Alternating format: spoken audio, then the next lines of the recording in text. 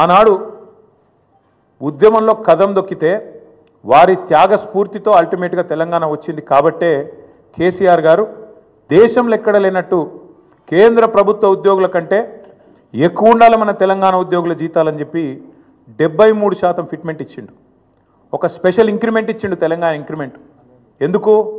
ఒకటే కారణం, ఉద్యోగులు వేరు మేము వేరు కాదు, ఉద్యోగులే ఉద్యమకారులై కదం దొక్కిండ్రు, ఉద్యోగులే అత్యద్భుతంగా ఆనాడు పెన్ డౌన్ చేసిన సకల జనుల సమ్మెలో తమ ఉద్యోగాలు పోతాయనే ఇబ్బంది కూడా లేకుండా, ఆలోచన కూడా లేకుండా తెలంగాణ కోసం కొట్లాడిన ఆ సోదరుల్ని ఇవాళ అవమానించడం అంటే, వాళ్లకు మిగతా రాష్ట్రంలోని ప్రజలకు చిచ్చుపెట్టే ప్రయత్నం చేయడం అంటే, ఇది ఒక ఉద్యమ ద్రోహి అయిన రేవంత్ రెడ్డి మాత్రమే చేయగలుగుతాడు తప్ప ఇంకోటి చేయలేడు.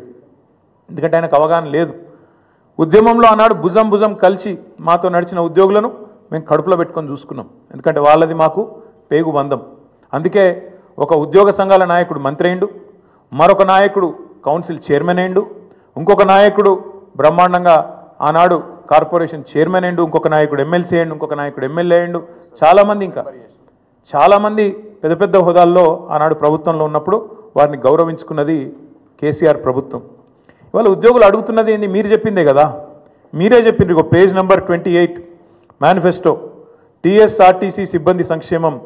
ఆర్టీసీ కార్మికులను ప్రభుత్వంలో విలీన ప్రక్రియ పూర్తి చేసి 2 పీఆర్సీ బకాయిలు వెంటనే చెల్లిస్తాం. వచ్చే పీఆర్సీలో ఆర్టీసీ కార్మికులను చేరుస్తాం. రాష్ట్ర ప్రభుత్వ ఉద్యోగులతో సమానంగా అన్ని వసతులు సదుపాయాలు కల్పిస్తాం. ఆర్టీసీ బస్సులకి ఏందో చెప్పింది. ఇక ఇది ఆర్టీసీ కార్మికుల గురించి మీరు చెప్పిన మాట. ఇక ప్రభుత్వ ఉద్యోగుల గురించి మీరు చెప్పిన మాటలేంది? సంక్షేమం గురించి మీరే చెప్పిండ్రు. రాష్ట్ర ప్రభుత్వ ఉద్యోగులందరికీ పెండింగ్లో ఉన్న 3 డిఏలు తక్షణమే చెల్లిస్తాం. రాష్ట్ర వ్యాప్తంగా ఉన్న ఉద్యోగ ఉపాధ్యాయులకు 1 తారీఖున వేతనాలు అందే విధంగా చర్య తీసుకుంటాం. సప్లిమెంటరీ బిల్లులు 15 రోజులు చెల్లిస్తాం.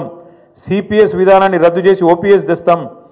పెన్షనర్లకు ఉద్యోగులకు ఇచ్చే డిఏలను సకాలంలో ప్రకటించి బకాయిలను వెంటనే ఇస్తాం. 317 రద్దు చేస్తాం. కాంగ్రెస్ ప్రభుత్వం ఏర్పాటైన వెంటనే కొత్త పీఆర్సీ ప్రకటించి 6 నెలలలోపు సిఫార్సులు అమలు చేస్తాం. కాంట్రిబ్యూషన్తో పాటు అన్ని రకాల జబ్బులు అని చెప్పి ఇంకేందేందో రకరకాల మాయమాటలు వారి కోసం చెప్పిండ్రు. ఏం అడుగుతుండ్రు ఇవాళ ఉద్యోగులు? మీరు చెప్పిందే అడుగుతుండ్రు కదా. గొంతమ్మ కోరికలు ఏమైనా కోరినరా? పీఆర్సీ వేస్తామన్నారు, ఏది అని అడుగుతుండ్రు. డిఏలు ఏవి అని అడుగుతున్నారు.